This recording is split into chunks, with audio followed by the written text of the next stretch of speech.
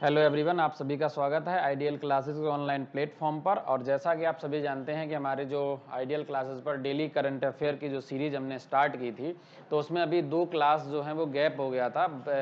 13 दिसंबर और 12 दिसंबर की क्लास नहीं आ पाई थी और आज 14 दिसंबर है। तो आज की क्लास में हम 12 दिसंबर से लेकर 14 दिसंबर की जितनी भी महत्वपूर्ण करंट अफेयर्स हैं जो एग्जाम की दृष्टि से महत्वपूर्ण हैं, उन सभी पर चर्चा करेंगे डिटेल में, ठीक है, और समझने का प्रयास करेंगे। उसके बाद उन पे जो एमसीक्यूज हैं यानी मल्टीपल चॉइस क्वेश्चंस हैं वो भी आपको प्रोवाइड कर दिए जाएंगे और उस पर भी क्लास, ठीक है। तो आज की क्लास जो है वो हमारी ध्यान रखना कब की है, 12 से लेकर 14 दिसंबर तक की जो भी महत्वपूर्ण करंट अफेयर्स हैं उन पर हम डिटेल में बात करेंगे। उसके बाद फिर हम मल्टीपल चॉइस क्वेश्चंस पे चर्चा करेंगे। वो कब लाएंगे, वो आएंगे आपकी पेपर वाली जो नई वीडियो आएगी वो आपको कल मिल जाएगी, आज शाम तक हो सकता है कि आपको प्रोवाइड कर दी जाए, ठीक है। तो सबसे पहले चलते हैं हम आज की अपनी महत्वपूर्ण खबर पर। इसमें देखो ध्यान रखना, आज से मतलब है हमारा 12 से लेकर यानी 14 दिसंबर तक की जो खबर होंगी, जो भी महत्वपूर्ण करंट अफेयर है उसको हम लेकर आएंगे। तो सबसे पहले अगर हम बात करेंगे जो महत्वपूर्ण आज की हमारी इस सीरीज में सबसे पहली जो खबर है वो है आपकी, ध्यान रखना कि 1917, देखो जो भारत के जो रक्षा मंत्री हैं कौन, राजनाथ सिंह, ठीक है। राजनाथ सिंह की बात करें यानी ये क्या है, आपके रक्षा मंत्री हैं, आप सभी को पता है। तो राजनाथ सिंह ने क्या किया कि 1971 में यानी 1971 में आपको याद होगा कि भारत पाक युद्ध हुआ था। भारत पाक युद्ध किसके बिहाफ पे हुआ था, तो आपको याद है 1971 में क्या हुआ था, बांग्लादेश आज़ाद हुआ था। बांग्लादेश क्या हुआ था, आज़ाद हुआ था, ठीक है। तो बांग्लादेश की आज़ादी के रूप में क्या हुआ था, भारत और पाक जो युद्ध हुआ था, तो उस युद्ध में भारतीय सैनिकों के जो पराक्रम हैं, ठीक है, और जिनकी शहादत हुई थी, तो उनके आधार पर क्या किया, आज वर्तमान समय में यानी हम 2021 में अगर देखते हैं तो 2021 में क्या हुए, टोटल यानी पूरे 50 वर्ष पूर्ण हो चुके हैं, ठीक है। 50 वर्ष हो गए, तो 50 वर्ष हो चुके हैं, तो इसीलिए क्या किया गया, इसको अगर मैं बात करूं तो राजनाथ सिंह ने क्या किया, देखो महत्वपूर्ण खबर है ये, इसको क्या किया था, स्वर्णिम विजय पर्व के रूप में मनाते हैं। तो इसका क्या किया गया, इसी को हमने क्या बोला, स्वर्णिम विजय पर्व, विजय पर्व। और ये बहुत इंपॉर्टेंट है कि स्वर्णिम विजय पर्व के रूप में क्या मनाया जाएगा, तो 1971 में जो भारत पाक युद्ध हुआ था, बांग्लादेश आज़ाद हुआ था, तो 2021 में से 50 वर्ष हो गए और इसी को किसके रूप में मनाते हैं, हम स्वर्णिम विजय पर्व के रूप में मनाते हैं। उसका उद्घाटन किसने किया, राजनाथ सिंह ने किया, ठीक है। राजनाथ सिंह की बात की जाए तो इनमें क्या, स्वर्णिम विजय पर्व जो है ये कहाँ उद्घाटन किया गया, ये भी इंपॉर्टेंट रहेगा, तो याद रखना कहाँ उद्घाटन किया गया, इसका नई दिल्ली में इसका उद्घाटन किया गया, ठीक है। नई दिल्ली में इसका उद्घाटन किया गया, ठीक है। नंबर 1 यानी आज की जो महत्वपूर्ण खबर है वो है कि राजनाथ सिंह ने 1971 में भारत पाक युद्ध के क्या हुआ कि 50 वर्ष पूरे होने के उपलक्ष्य में क्या किया, स्वर्णिम विजय पर्व, मैं साइड हो जाता हूं थोड़ा, यानी स्वर्णिम विजय पर्व का नई दिल्ली में क्या किया, उद्घाटन किया। बात क्लियर है। तो दूसरी, अब अगर मैं खबर की बात करूं अगले, तो महत्वपूर्ण खबर में अगर अगली खबर की हम बात करें तो सबसे महत्वपूर्ण जो इंपॉर्टेंट खबर ये है कि देखो ये जो सीरीज है ये सभी एग्जाम को टारगेट करके हम चल रहे हैं, विशेषकर जनरली जैसे आपके जो भी एग्जाम हो, चाहे एसएससी का हो, चाहे फिर आरआरबी एनटीपीसी का एग्जाम आने वाला हो, या इसके अलावा जो स्टेट पीसीएस एग्जाम में भी आते हैं, तो यहाँ से उनमें भी क्वेश्चन बनेंगे, ठीक है। अगली अगर हम दूसरी खबर की अगर हम बात करते हैं अपनी महत्वपूर्ण खबर में, तो देखो दूसरी खबर ये है कि मध्य प्रदेश जो है एमपी, ठीक है, मध्य प्रदेश में क्या किया गया, एमपी सरकार ने क्या किया गया, 5 ड्रोन कॉलेज स्कूल की स्थापना की बात की है। 5 ड्रोन स्कूल खोलने की इन्होंने बात की है, ठीक है। यानी जो मध्य प्रदेश सरकार है वो क्या करेगी, अपने प्रदेश में अंतर्गत क्या करेगी, 5 ड्रोन स्कूल की स्थापना करेगी। अब ये 5 ड्रोन जो स्कूल हैं, तो सबसे पहली चीज है कि ये किसके सहायता से, सिर्फ मध्य प्रदेश सरकार ही मतलब इनका स्थापना करेगी या इसमें अन्य किसी की भागीदारी भी है, तो अगर मैं बात की जाए तो इसमें क्या है, जो नागरिक उड्डयन मंत्रालय है, नागरिक उड्डयन मंत्रालय एवं एमपी सरकार, ये दोनों मिलकर क्या करेंगे, इन दोनों के मिलकर ही क्या किया जाएगा, मध्य प्रदेश के अंदर 5 ड्रोन स्कूल खोले जाएंगे। महत्वपूर्ण ये है कि ये 5 ड्रोन स्कूल कहाँ कहाँ खोले जाएंगे, ये बहुत इंपॉर्टेंट है। तो कहाँ कहाँ खोले जाएंगे ये आपको याद रखना है, कहाँ कहाँ, ग्वालियर में, कहाँ खोला जाएगा, ग्वालियर, इंदौर, भोपाल, ठीक है, ग्वालियर, इंदौर, भोपाल, जबलपुर एवं सतना में, सतना में, ठीक है, जबलपुर एवं सतना में, ठीक है। ये ड्रोन कॉलेज जो स्कूल जो हैं वो कहाँ कहाँ, ग्वालियर, इंदौर, भोपाल और जबलपुर एवं सतना में खोले जाएंगे। और यदि आपने हमारा जो प्रीवियस वीडियो करंट अफेयर में देखा होगा तो आपको याद होगा, इंदौर और 2 भोपाल, ये मध्य प्रदेश के 2 ऐसे शहर हैं जहां पर क्या किया जाएगा कि जो कमिश्नरेट प्रणाली है उसकी स्थापना की गई। यहाँ पुलिस आयुक्त बनाए जाएंगे जिनके पास मजिस्ट्रेट की पावर होगी, ठीक है। और हमने बताया भी था कमिश्नरेट प्रणाली का जो शुरुआत करने वाला एमपी में पहले 2 कौन शहर हो गए, इंदौर और भोपाल। मैंने आपको पढ़ाया प्रीवियस क्लास में, आप एक बार उनको जाके देखना, ठीक है। अब इसके मैं बात करूं कि इसका उद्घाटन किसने किया, मतलब इसको योजना को जो लॉन्च करने की बात की वो किसने की है, तो ये केंद्रीय मंत्री ज्योतिरादित्य सिंधिया ने की है, ठीक है, ज्योतिरादित्य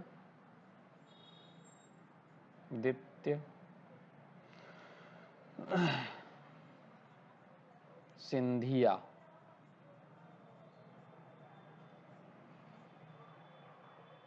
ठीक है।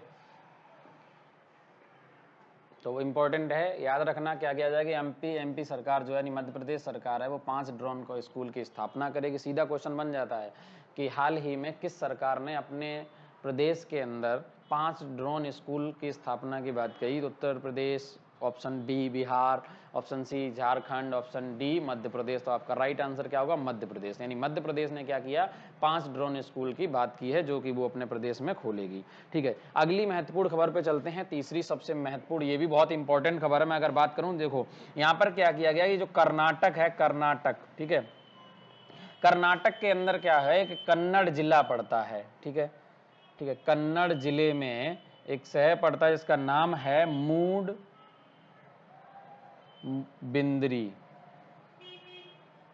ठीक है, मूड बिंद्री। इसके अंदर क्या किया गया, एक हाल ही में भैंस दौड़ करवाई गई है। अब आप कहेंगे ये क्या है, क्यों इंपॉर्टेंट है, भैंस दौड़ का क्या रोल है, बहुत इंपॉर्टेंट है, पूछा जा सकता है। इस भैंस दौड़ का जो नाम है वो नाम है कंबाला, ठीक है, कंबाला। तो का से याद रखना, कंबाला यानी कर्नाटक। और ऐसे ही एक और होती है, आपको याद होगा, जहां पर क्या हुआ था, जो बुल फाइट होती है, यानी सांड जो होते हैं उनकी वो फाइट करते हैं, उनसे मनुष्य कंट्रोल करते हैं। क्या होता है, बड़े बड़े सांड होते हैं और वो बहुत पालतू सांड होता है, बहुत भयंकर, जो इतने खतरनाक भारी, तो उससे मनुष्य उसे कंट्रोल करने की कोशिश करते हैं। तो ये कहाँ होती है, जो होती है आपने देखा, जिसको नाम बोला जल्लीकट्टू का खेल बोला जाता है, ये कहाँ था, तमिलनाडु में, ठीक है। लेकिन अगर हम बात करें कंबाला की, तो कंबाला क्या है, ये भैंस दौड़ है। इसमें हमेशा भैंस दौड़ में क्या होती है, हमेशा जोड़ी में होती हैं भैंसें, ठीक है, सिंगल भैंस नहीं दौड़ती हैं, भैंसों की एक जोड़ी होती है और उनकी रेस करवाई जाती है, जिसको नाम दिया जाता है कंबाला। ये कहाँ होती है, कर्नाटक के कन्नड़ जिले के अंदर मूडबिंद्री में है। अब दरअसल कंबाला को बात करें तो ये कंबाला है क्या, ये कंबाला एक लोक खेल है, इसलिए इंपॉर्टेंट है। कई बार लोक खेलों पे क्वेश्चन पूछा जाता है ना, तो कंबाला एक लोक खेल है जो वहां के तुलवा जमींदार होते हैं ना, उनके द्वारा इसका आयोजन किया जाता है। अब ये तुलवा क्या है, तुलवा वहां के जमींदारों का नाम होता है, वो क्षेत्रीय यानी स्थानीय शब्द है, इस बात को याद रखना आप, ठीक है। यानी ये क्या है, इसमें जोड़ी के रूप में चलते हैं। तो ये भैंस दौड़ है जिसका नाम क्या दिया गया, कंबाला दिया गया। इस कंबाला दौड़ के अंदर क्या गया होता है, हमेशा भैंसों की एक जोड़ी होती है जिसमें दौड़ करवाई जाती है। तो ये एक प्रतियोगिता है, एक लोक खेल है, ठीक है, इसलिए महत्वपूर्ण है। और ये कहां से, कंबाला यानी कर्नाटक से, ठीक है। और इसी के इंपॉर्टेंट एक था जल्लीकट्टू पूछा जाता, तो जल्लीकट्टू कहां से है, तमिलनाडु से, इंपॉर्टेंट है, ठीक है। चलिए आगे चलते हैं अपनी खबर पे, चलिए। तो यहां तक आप लोगों ने किया होगा। अब हम आगे एक महत्वपूर्ण खबर देखते हैं, और ये सभी पॉइंट आप लोग नोट कर लें, नोट्स बनाते रहें। और हाँ, यदि आपको नोट्स चाहिए तो हमारे ही टेलीग्राम चैनल जो है वो आइडियल क्लासेस को ज्वाइन करें। देखो, अगर आपको पीडीएफ नोट्स चाहिए, बिल्कुल फ्री में चाहिए, मुफ्त में चाहिए, अगर आपको पीडीएफ नोट्स चाहिए इन सभी के, तो आपको क्या करना पड़ेगा, टेलीग्राम चैनल ज्वाइन करना पड़ेगा। टेलीग्राम चैनल हमारा बहुत सिंपल सा है, आपको अगर जाएंगे उस पर सर्च करेंगे आइडियल क्लासेस, इसी के नाम से है, ठीक है, आइडियल क्लासेस के नाम से आपको टेलीग्राम चैनल मिल जाएगा, जहां पर एमसीक्यूज़ की वो सीरीज भी चलती रहती है, पोल भी क्रिएट किए जाते हैं, आप उनके जवाब भी दे सकते हैं। और उस चैनल पे जाके आपको वहीं पे क्या मिल जाएगा, टेलीग्राम चैनल को ज्वाइन करेंगे तो वहां पे आपको पीडीएफ नोट्स भी मिल जाएंगे, ठीक है। अब अगली हम अपनी खबर देखते हैं, जो महत्वपूर्ण खबरें हैं उन पर बात करनी है हमें। तो चलिए अगली अगर हम खबर की बात करें, देखो तो अगर मैं बात करूं नेक्स्ट खबर पे बात करते हैं, तो देखो हमारी जो अगली यानी चौथी खबर है वो क्या है, गुजरात के अंदर, गुजरात में क्या किया गया, 34वें हुनर हाट, हाट एक तरह से बाजार ही होता है, ठीक है, हुनर हाट का क्या किया गया, उद्घाटन किया गया। अब इसका क्या मतलब है ये समझो, ठीक है, उद्घाटन किया गया। पहली चीज तो ये है कि इसका उद्घाटन किया किसने, तो इसका उद्घाटन किया है गुजरात के राज्यपाल ने, ठीक है। तो यहाँ के जो राज्यपाल हैं वो कौन है, आचार्य देवव्रत। आचार्य देवव्रत ने क्या किया, इस हुनर हाट का उद्घाटन किया, ठीक है। हुनर हाट के अंदर क्या होता है कि अलग अलग राज्य, उसमें लगभग 29 जो राज्य और केंद्र शासित प्रदेश हैं उन सभी से लगभग 600 ऐसे मतलब कुशल कारीगर वगैरह हैं जो सब आए और अपनी अपनी जो प्रदर्शनी होती है, जो उन्होंने निर्माण किया है, उन सभी को वहाँ पे शो किया जाता है इस हाट के अंदर, ठीक है। तो इसका कौन सा संस्करण है ये महत्वपूर्ण है, ये 34वां संस्करण था और इसको नाम क्या दिया, हुनर हाट। और ये कहाँ पर इसका उद्घाटन किया गया, ये महत्वपूर्ण है, वो गुजरात में किया गया।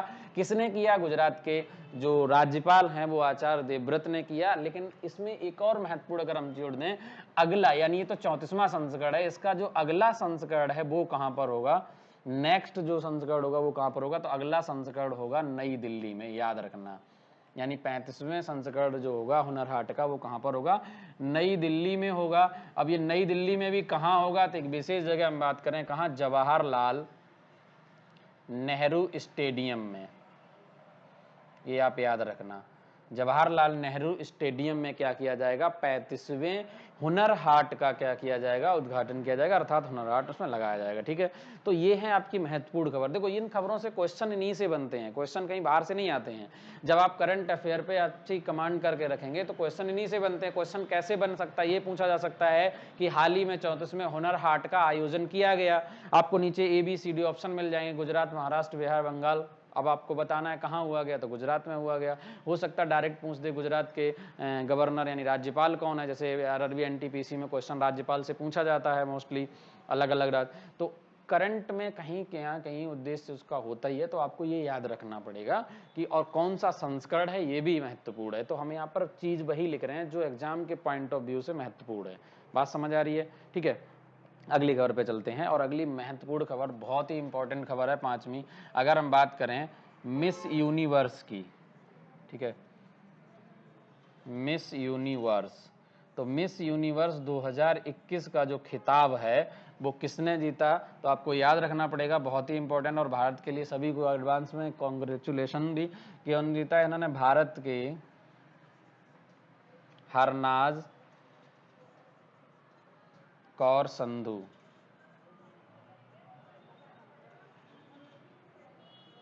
भारत की हरनाज कौर संधू ने जो है वो 2021 का जो मिस यूनिवर्स का खिताब जीता है। अगर हम बात करें देखो हरनाज कौर सिंधु की, तो ये कौन सी यानी 70वीं मिस यूनिवर्स बनी है, ठीक है।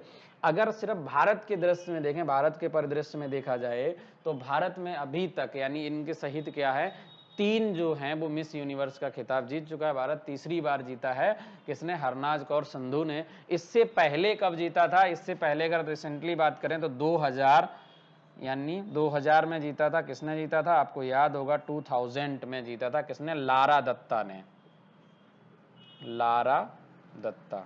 2000 के बाद से 2021 में यानी लगभग कितने 21 वर्ष बाद, ठीक है, क्या हुआ कि भारत ने यह खिताब जीता है। तो किस मिस यूनिवर्स का खिताब हरनाज कौर संधू ने जीता। ये कहाँ की है, इसके लिए पंजाब की हैं। तो 2000 में जीता था लारा दत्ता ने, और इससे पहले 1994 में, ठीक है, 1994 में जीता था किसने, आपको याद होगा सुष्मिता सेन ने, तो सारी चीज़ें इंपॉर्टेंट हैं, आपको याद रखना पड़ेगा। यानी भारत अभी तक इसमें, यानी जो मिस यूनिवर्स का खिताब है, तो कितने भारतीयों ने जीता, तो 3 बार जीत चुका है खिताब। पहले कौन सा जीता, सबसे पहले की बात करें तो 1994 में सुष्मिता सेन ने जीता था। उसके बाद 2000 में लारा दत्ता बनी थी मिस यूनिवर्स। उसके बाद अगर बात करें 21 वर्ष बाद, ठीक है, कौन बनी है जाके, हरनाज कौर संधू, ठीक है, और इन्होंने खिताब जीता है ये, ठीक है। अब अगर एक और इम्पोर्टेंट चीज ये है कि इसका आयोजन कहाँ पर हुआ था इस बार, तो इसका आयोजन हुआ था, यानी ये कब हुआ है, 13 दिसंबर की बात है, ये 13 दिसंबर 2021 को इसका आयोजन कहाँ पर हुआ गया था। इसका जो आयोजन है वो हुआ था इजराइल में, ठीक है, इजराइल, ठीक है। और इजराइल का भी एक शहर है, वो लिख लो आप, बहुत इंपॉर्टेंट है, कई बार पूछा जा सकता है एग्जाम में। तो इजराइल के एलात में, इजराइल के एलात, ये इंपॉर्टेंट है, ठीक है। कहाँ पर आयोजन किया गया था, इजराइल के एलात में, ठीक है। आप स्क्रीनशॉट ले सकते हैं सभी पॉइंट्स के। यहाँ पर मैंने वही पॉइंट रखे हैं जो एग्जाम के पॉइंट ऑफ व्यू से इंपॉर्टेंट है, कोई भी एक्स्ट्रा पॉइंट नहीं है आपको, बहुत ही सिलेक्टिव पॉइंट्स हैं जो एग्जाम में कहीं ना कहीं इंपॉर्टेंट हैं, पूछे जा सकते हैं, और वही पॉइंट यहाँ पर रखे गए हैं, ठीक है। आप इनका स्क्रीनशॉट ले सकते हैं और आसानी से पॉइंट को समझ सकते हैं। और अगर आपने चैनल को सब्सक्राइब नहीं किया तो चैनल को सब्सक्राइब कर लें। वीडियो अगर अच्छा लगे तो लाइक करें, अदरवाइज डिसलाइक का ऑप्शन भी है, आप वो भी कर सकते हैं, ठीक है। और पीडीएफ नोट्स चाहिए तो टेलीग्राम चैनल को ज्वाइन कर लें, ठीक है, वहाँ पे आपको पीडीएफ नोट्स भी मिल जाएंगे, ठीक है। चलिए, अब अगली खबर पे मूव करने से पहले मैं एक चीज़ पहले ही बता देता हूँ कि जो आपके आइडियल क्लासेस है, अगर आपने उसका ऐप इंस्टॉल नहीं किया तो ऐप इंस्टॉल कर लें। आइडियल क्लासेस के ऐप पर सभी जो भी कॉम्पिटिटिव क्लासेस हैं वो एग्ज़ाम के लिए प्रिपरेशन करवाई जा रही है, और वहाँ पर रेगुलर क्लासेस चल रही हैं, और फीस जो है बहुत ही मिनिमम रखी गई है, 300 रुपीज़, हाँ 300 रुपये 1 साल के, यानी कंप्लीट कोर्स के, ठीक है।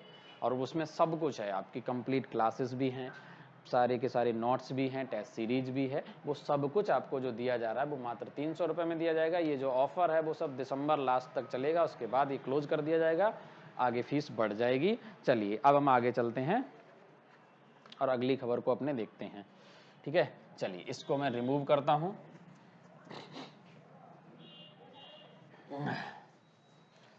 और ये जो आपकी जो खबर है, ये करंट न्यूज़ जिसकी हम बात कर रहे हैं, करंट अफेयर की, ये हमने आपको पहले ही क्लियर कर दिया। ये करंट अफेयर कब से कब तक की है, ये 12 दिसंबर से लेकर 14 दिसंबर यानी आज तक की है। जो वीडियो गैप हुआ था उसको भी हमने पूरा किया, और मैं आपको पहले ही क्लियर करता हूँ, करंट अफेयर देखो, ये क्लास जो है ये रेगुलर चलेगी, कंटिन्यू रहेगी, इसमें कोई गैप नहीं होगा।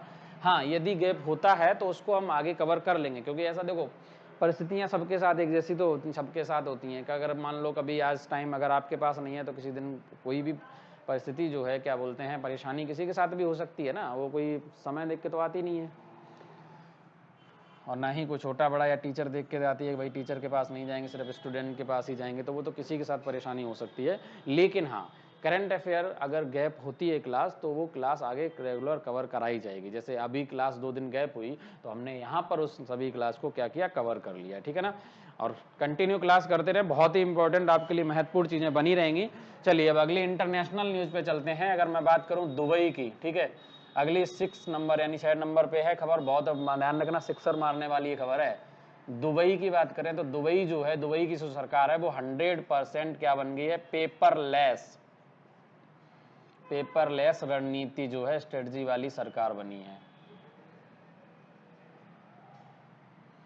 100% पेपरलेस रणनीति को, लक्ष्य को हासिल करने वाली क्या बन चुकी है, को प्राप्त करने वाली सरकार बन गई है, प्राप्त करने वाली सरकार बनी।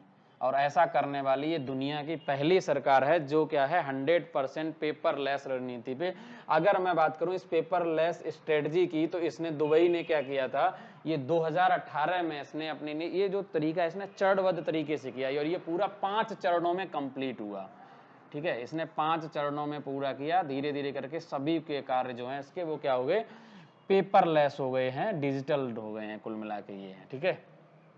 और ये इसने अपना प्रोग्राम कब लॉन्च किया था, 2018 में, 2018 से लगातार प्रयास करते करते, और कब जाके ये 13 दिसंबर को जाके ये क्या बन चुका है, 100% पेपरलेस रणनीति को हासिल करने वाली दुनिया की पहली सरकार बनी है, ठीक है। तो याद रखना, बहुत महत्वपूर्ण खबर है कि दुबई की जो 100% पेपरलेस जो सरकार है वो कहाँ की है, दुबई की है। और दुबई की अगर बात की जाए तो आपको पता होगा यहाँ के जो प्रिंस हैं वो कौन है, हमदान बिन मोहम्मद बिन, यहाँ के प्रिंस जो हैं वो क्राउन जो कहे जाते हैं वो कौन है, हमदान बिन मोहम्मद बिन, ठीक है, बहुत बड़ा नाम है इनका, याद रखना, राशिद अल मकतूद, राशिद अल मकतूद, ये हैं यहाँ के प्रिंस। कहाँ के हैं, अमीरात के जो प्रिंस हैं, इन्होंने इस बात की घोषणा की है कि जो दुबई की सरकार है ये कौन है, ये अमीरात के प्रिंस हैं, अमीरात के प्रिंस हैं। इन्होंने घोषणा की है कि जो दुबई की सरकार है वो 100% पेपरलेस रणनीति वाली सरकार बन चुकी है। दुनिया की एकमात्र ऐसी सरकार है जो 100% पेपरलेस रणनीति पर काम कर रही है। और ये नाम क्या है, बस इतना बड़ा नाम याद रखने की जरूरत नहीं है, आपको बस बिन बिन देखना, इतना बड़ा कहीं का नाम मिलेगा ही नहीं, हमदान बिन मोहम्मद बिन राशिद अल मकतूद, ठीक है, इतना बड़ा नाम है इनका।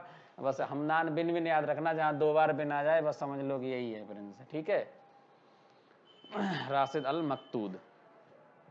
चलिए, तो ये है आज की अपनी महत्वपूर्ण खबर। अब आगे हम चलते हैं। देखो 14 दिसंबर की अगर बात की जाए, ठीक है, 14 दिसंबर, तो आपको याद रखना पड़ेगा कि जो 14 दिसंबर है ये इम्पोर्टेंट है, बहुत महत्वपूर्ण है, ठीक है। 14 दिसंबर को क्या किया जाता है, राष्ट्रीय ऊर्जा संरक्षण दिवस के रूप में मनाते हैं, राष्ट्रीय ऊर्जा संरक्षण दिवस के रूप में मनाया गया, ठीक है, राष्ट्रीय ऊर्जा संरक्षण दिवस के रूप में मनाया गया। इसके अलावा अगर मैं बात करूं, यहीं पर एक इंपॉर्टेंट चीज ये है कि हमारे जो भारतीय विद्युत मंत्रालय है, तो विद्युत मंत्रालय ने क्या किया, विद्युत मंत्रालय ने 8 दिसंबर से लेकर, 8 नहीं सॉरी शायद 7 होगा, 7 दिसंबर से लेकर 14 दिसंबर 2021 को ये क्या किया, इसको घोषित किया है ऊर्जा संरक्षण सप्ताह, ठीक है।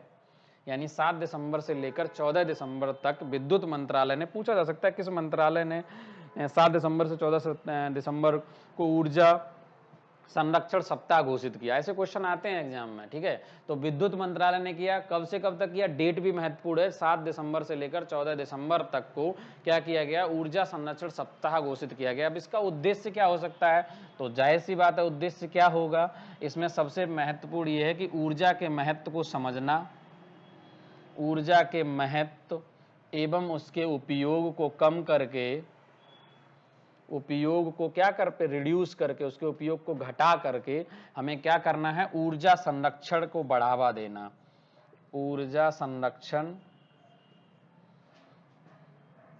को क्या करना कि जागरूकता को बढ़ाना या ऊर्जा संरक्षण को बढ़ाना, ठीक है, ये इसका महत्व है। और ये हर सेक्टर में हर तरीके से, जैसे लाइट वगैरह होती है जो अनावश्यक जलती रहती हैं, सभी के लिए, यानी ऊर्जा संरक्षण तो वैसे ही बहुत ज़रूरी है, जो बेवजह जलती रहती हैं उन सबके लिए और चीज़ों के लिए, हर तरीके की प्रकार की जो ऊर्जा है, जहाँ जहाँ बचत की जा सकती है, सेविंग की जा सकती है, उस ऊर्जा का संरक्षण करना, ये उसका मेन उद्देश्य है। और ये कब मनाया गया, 14 दिसंबर को, 14 दिसंबर 2021 को ऊर्जा संरक्षण दिवस के रूप में मनाया गया।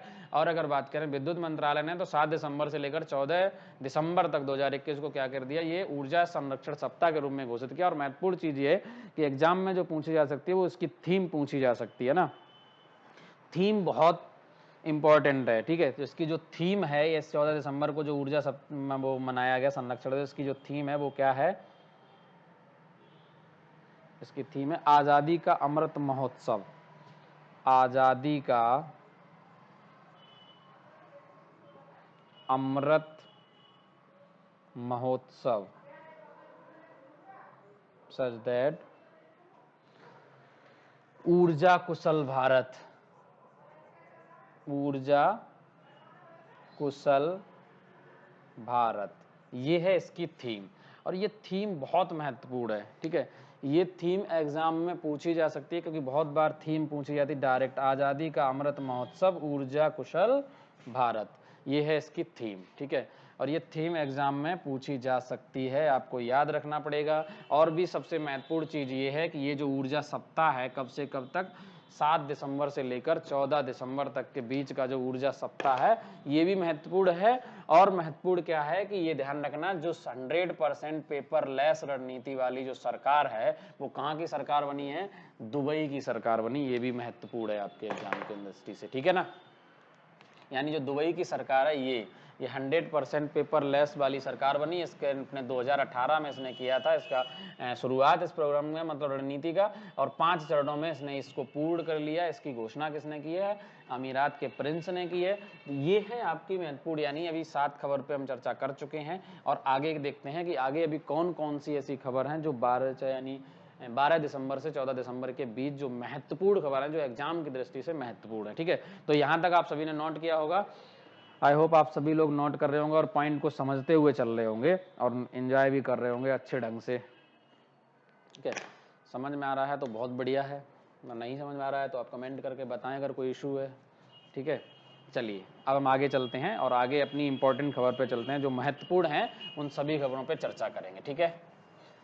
और फिर से एक बार वही कि अगर आपको इनका सभी का PDF नोट्स चाहिए तो टेलीग्राम चैनल को ज्वाइन करें और वीडियो को लाइक करना, डिसलाइक करना ये आपकी इच्छा पर डिपेंड करता है। पसंद आए तो लाइक करें और ना पसंद आए तो डिसलाइक करें, ठीक है। और अगर कमेंट करके सुझाव जरूर दें, हमें जरूर सजेस्ट करें कि वीडियो में कोई कमी है या किसी तरीके की, तो आप हमें सजेशन दे सकते हैं, कोई दिक्कत नहीं है, ठीक है। चलिए अब हम आगे चलते हैं, अगली इंपॉर्टेंट खबर पे चलते हैं। और अगली इंपॉर्टेंट खबर में जैसे कई बार होता है ना पर्सन इन न्यूज़, ऐसे क्वेश्चन भी आते हैं। पर्सन इन न्यूज़ का मतलब है कि कई बार बहुत सारे व्यक्ति जो न्यूज़ में रहते हैं तो इनसे रिलेटेड भी क्वेश्चन आते हैं। तो एक व्यक्ति जो न्यूज़ में है वो है एलन मस्क, ठीक है। एलन मस्क का नाम आई होप, मुझे तो नहीं लगता कोई ना जानता हो, सब जानते होंगे। एलन मस्क के नाम अगर बात की जाए, सबसे पहले टेस्ला जो है वो इसके CEO है,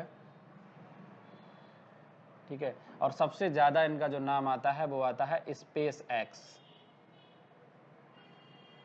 ठीक है। स्पेस एक्स के क्या हैं, ये संस्थापक हैं। इसके अलावा बहुत सारी ऐसी कंपनी हैं जिनके ये संस्थापक हैं, उनसे ये संबंधित जुड़े हुए हैं सॉरी, लेकिन जो सबसे ज्यादा फेमस है वो इसी नाम से है, स्पेस एक्स के नाम से, ठीक है। एलन मस्क की अगर बात की जाए तो एलन मस्क क्यों चर्चा में है, मैं इसको बता देता हूं। एलन मस्क को क्या किया गया, वर्ष 2021 के लिए जो अमेरिका की टाइम मैगजीन है, आप सभी को याद होगा अमेरिका क्या है, ये टाइम एक मैगजीन है, क्या है, टाइम मैगजीन है। इसने इन्हें क्या किया, पर्सन ऑफ द ईयर घोषित किया, पर्सन ऑफ द ईयर चुना, ठीक है, पर्सन ऑफ द ईयर। यानी वर्ष 2021 के लिए जो एलन मस्क हैं इनको क्या किया गया, जो टाइम मैगजीन है उसने पर्सन ऑफ द ईयर चुना, ठीक है। अगर टाइम मैगजीन की हम बात करें तो टाइम मैगजीन जो है इसका जो हेडक्वार्टर यानी जो मुख्यालय है वो कहाँ पर है, न्यूयॉर्क में है, अमेरिका के न्यूयॉर्क में।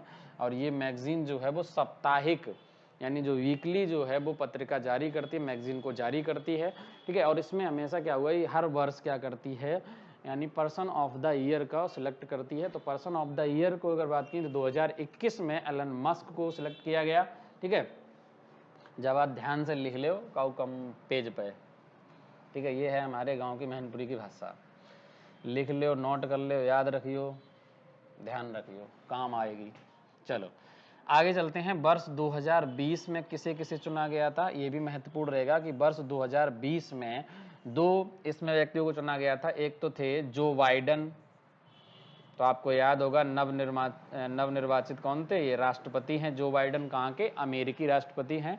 और यहीं की उपराष्ट्रपति हैं जो भारतीय मूल की थी, जिनका नाम क्या है, कमला हैरिस, ठीक है, कमला हैरिस। इन दोनों को, ये तो थे कहाँ, ये हैं वर्तमान में राष्ट्रपति हैं कहाँ के, अमेरिका के, राष्ट्रपति हैं अमेरिका के, ठीक है। और कमला हैरिस क्या है, उपराष्ट्रपति हैं, ये भी कहाँ की हैं, USA की यानी अमेरिका की हैं। कमला हैरिस के बारे में बता दिया जाए तो ये कहाँ की हैं, ये भारतीय मूल की हैं। तो अब भारतीय मूल जो है, मैं अगर आपसे पूछूं कि भारतीय मूल को कौन से भाग में परिभाषित किया गया? कोई बताएगा मुझे कमेंट करके ये बात कि भारतीय मूल जो है इस शब्द को परिभाषित कहाँ किया गया, किस भाग में किया गया संविधान के? कोई भी मुझे बता दे, कमेंट करके बता देना, जिसे भी पता हो, मैंने पढ़ा है आप सभी को। ठीक है, कमला हैरिस जो है ये भारतीय मूल की थी। ठीक है, अगर इनकी बात करें तो ये पहली ऐसी अश्वेत महिला हैं, अश्वेत महिला, यानी जो उपराष्ट्रपति बनी, कहाँ की? अमेरिका की, यूएसए की। ठीक है, याद रखना इस पॉइंट को, महत्वपूर्ण है। तो ये थे एनी पर्सन ऑन न्यूज। ठीक है, एलन मस्क की बात की हमने। एलन मस्क क्या थे? एलन मस्क जो हैं वो टेस्ला के सीईओ हैं और इसके अलावा स्पेस एक्स के संस्थापक हैं। और इन्हीं के अगर यानी टाइम मैगजीन ने क्या किया, इन्हें 2021 के लिए पर्सन ऑफ द ईयर घोषित किया। और पर्सन ऑफ द ईयर 2020 में किसे बनाया गया था? जो बाइडन को, जो कि नवनिर्वाचित अमेरिकी राष्ट्रपति हैं। इससे पहले कौन थे? इससे पहले वो थे, क्या नाम, डोनाल्ड ट्रंप, याद है ना आपको। और इससे एक बार यूपीएसआई में भी क्वेश्चन भी पूछा था कि हाउडी मोदी जो है वो अमेरिका के किस शहर में आयोजन किया था? ह्यूस्टन में किया गया था। और ह्यूस्टन में उस टाइम कौन थे? हमारे जो अमेरिकी राष्ट्रपति थे वो डोनाल्ड ट्रंप थे। और डोनाल्ड ट्रंप के लिए जब अमेरिका यानी अमेरिकी जो राष्ट्रपति डोनाल्ड ट्रंप थे भारत आए थे, तो अहमदाबाद के स्टेडियम में क्या किया गया था? उनके लिए नमस्ते इंडिया, ठीक है, नमस्ते भारत प्रोग्राम लॉन्च किया गया था। याद है ना आपको? ये सब इंपॉर्टेंट चीजें रहती हैं, ये सब काम आती हैं करंट अफेयर में। ये करंट अफेयर ज़्यादा पढ़ने से कुछ नहीं होता है, ज़्यादा पढ़ने सब पढ़ते रहते हैं। मुद्दा ये है कि एग्जाम की दृष्टि से महत्वपूर्ण क्या है, उसे कैसे पिक आउट किया जाए, वहाँ से वो महत्वपूर्ण रहता है। ठीक है ना, चलिए आगे बढ़ते हैं। यहाँ तक आपने नोट किया होगा, फिर हम आगे चलते हैं नेक्स्ट में। और अगली बहुत ही इंपॉर्टेंट खबर है जिसमें हम बात करेंगे कि पीएम मोदी ने कि वाराणसी में जो काशी विश्वनाथ कॉरिडोर है उसका क्या किया, उद्घाटन किया। तो वो बहुत महत्वपूर्ण है, उस पर चलते हैं। ठीक है, आपने स्क्रीनशॉट वगैरह ले लिया होगा, आई होप। नहीं लिया तो दोबारा से ले लो, टाइम है तो। ठीक है, चलो। और अगेन फिर से भाई पीडीएफ नोट्स के लिए सामने स्क्रीन पे देखो, राइट हैंड साइड में लिखा हुआ है, हर बार बताना जरूरी नहीं है। चलिए, तो अगले महत्वपूर्ण खबर पे हम चलते हैं। अगली जो महत्वपूर्ण खबर है आपकी 8वीं जो न्यूज़ वो क्या है, वो ये है कि जो पीएम मोदी हैं, पीएम मोदी ने क्या किया, काशी विश्वनाथ कॉरिडोर का उद्घाटन किया। ठीक है, काशी विश्वनाथ कॉरिडोर से तात्पर्य सीधा सीधा ये है, ये काशी विश्वनाथ मंदिर से सबसे ज़्यादा इम्पोर्टेंट चीज़ ये है, काशी विश्वनाथ मंदिर परिसर, ठीक है, एवं उसके आसपास, एवं उसके आसपास के जो क्षेत्र है, आसपास का जो क्षेत्र है उसको विकसित करने का इसका मेन उद्देश्य है। ठीक है, अब मैं बात करता हूँ कि काशी विश्वनाथ मंदिर की, तो ये बताने की ज़रूरत है ये कहाँ पर है, जाहिर सी बात है, नाम लिखा हुआ है काशी में, तो ये कहाँ है। अगर इम्पोर्टेंट चीज़ ये है कि काशी विश्वनाथ जो मंदिर है, ठीक है, ये भारत के प्राचीन मंदिरों में से, प्राचीन मंदिरों में से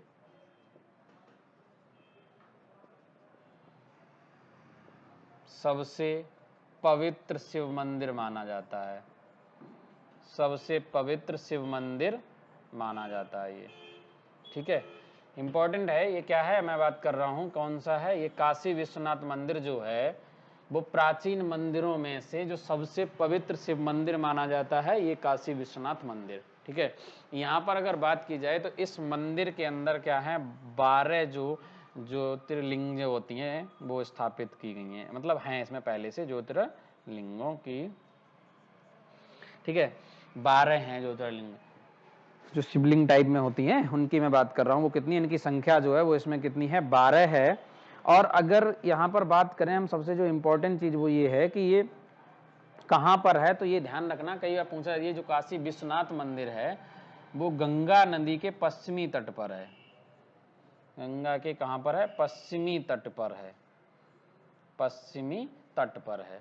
जो गंगा नदी है उसका जो पश्चिमी तट है उस पर क्या है, ये काशी विश्वनाथ मंदिर है।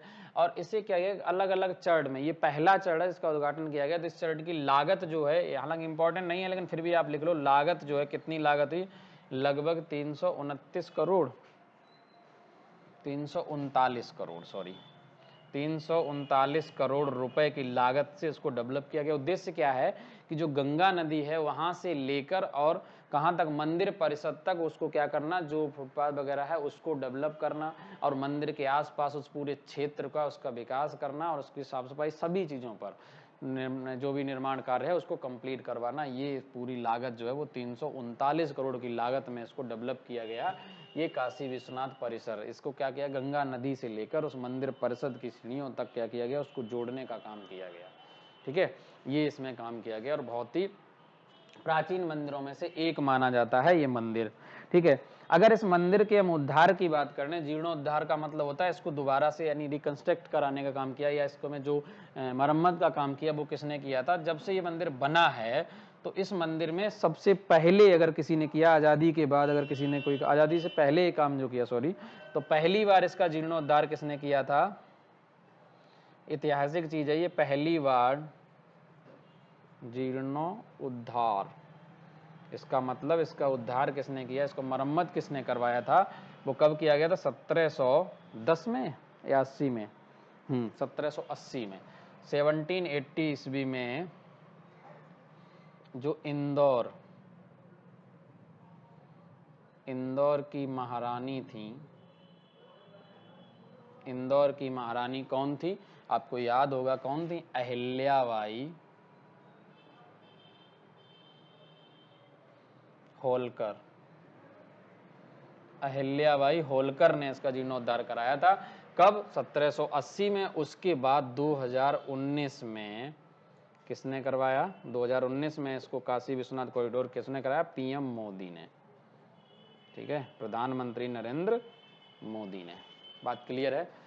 यानी काशी विश्वनाथ मंदिर जो है इसका सबसे पहले जीर्णोद्धार किसने कराया था, तो आपको याद रखना पड़ेगा इतिहास में कब किया गया था, 1780 में। उस टाइम कौन थी, जो इंदौर की महारानी होलकर के नाम से जानी जाती, अहिल्याबाई होलकर, उन्होंने करवाया था। कब, 1780 में। उसके बाद 2019 में अगर किसी ने उसका ध्यान गया काशी विश्वनाथ मंदिर की तरफ, तो किनका गया, पीएम मोदी। ठीक है, नरेंद्र मोदी ने उसका उद्धार कराया, जीर्णोद्धार कराया, अर्थात उनकी मरम्मत कार्य जो भी है उस पर करवाया। ठीक है, ये थी आज की महत्वपूर्ण खबर। हालांकि और भी हैं, एक मैं ऐसे ही बता देता हूँ आपको, कुछ इंपॉर्टेंट खबर और भी हैं, और उन पे हम क्वेश्चन जब करेंगे, एमसीक्यूज करेंगे, तो उन पे हम उनको वहाँ कवर कर लेंगे। वो ये है कि आत्मनिर्भर भारत जो रोजगार परियोजना चल रही है, उस परियोजना में सबसे अधिक लाभार्थी अगर किसी राज्य के हैं तो वो महाराष्ट्र के हैं। और ये क्वेश्चन बन जाएगा कि इससे पूछा जा सकता है कि आत्मनिर्भर भारत जो रोजगार योजना है, इसमें सर्वाधिक जो लाभार्थी हैं वो किस राज्य से हैं, तो वो हैं महाराष्ट्र से। ठीक है, और सबसे कम लाभार्थी जो हैं वो नागालैंड से हैं, मात्र 43, सिर्फ और सिर्फ कितने, 43 हैं। ठीक है, और सर्वाधिक लाभार्थी जो हैं वो कहाँ के हैं, लगभग 6 लाख के करीब हैं, 6,09,000 के करीब, 6,90,000 के करीब लोग कहाँ के हैं, महाराष्ट्र से हैं। ठीक है, उसके बाद दूसरे नंबर पे गुजरात आता है, और आगे उत्तर प्रदेश चौथे नंबर पे करीब आता है। जब मैं आपको क्वेश्चन कराऊंगा तो बता दूंगा। ठीक है, यूपी इसमें 5वें नंबर पे आता है। ठीक है, एक नंबर पे कौन है, महाराष्ट्र, और दूसरे नंबर पे गुजरात, तीसरे पे तमिलनाडु, चौथे पे कर्नाटक, 5वें पे उत्तर प्रदेश। ठीक है, महाराष्ट्र की अगर बात करें 0.64, ठीक है, लाभार्थी हैं मिलियन में। और अगर मैं बात करूं कुल लाभार्थी की, इस रोजगार यानी आत्मनिर्भर भारत रोजगार योजना के जो कुल लाभार्थी हैं वो कितने हैं, 3.97। ठीक है, आप नोट भी कर सकते हैं, महत्वपूर्ण है। कौन से, आत्मनिर्भर भारत रोजगार योजना। ठीक है, इस योजना में सबसे ज्यादा लाभार्थी कहाँ से, महाराष्ट्र से हैं, 0.64 मिलियन। और सर्वाधिक यानी जो मैं बात कर रहा था, कुल लाभार्थियों की बात कर रहा था, यानी अधिकांश पूरे देश में कुल लाभार्थी कितने, 3.97 मिलियन। और सबसे कम लाभार्थी जो हैं वो कहाँ से हैं, पूर्वोत्तर में एक राज्य है जो कौन सा है, नागालैंड, जिसमें मात्र 34 हैं, 34 है। क्लियर है बात। चलो, तो आज की क्लास में बस इतना ही, और मिलते हैं नेक्स्ट क्लास में, जब आगे की जो करंट अफेयर होगी उस पर हम चर्चा करेंगे। Thank you for watching this video. और अभी तक आपने लाइक नहीं किया तो चैनल को लाइक करें और डिसलाइक करें, जो आपकी इच्छा हो। चलिए ठीक है, धन्यवाद।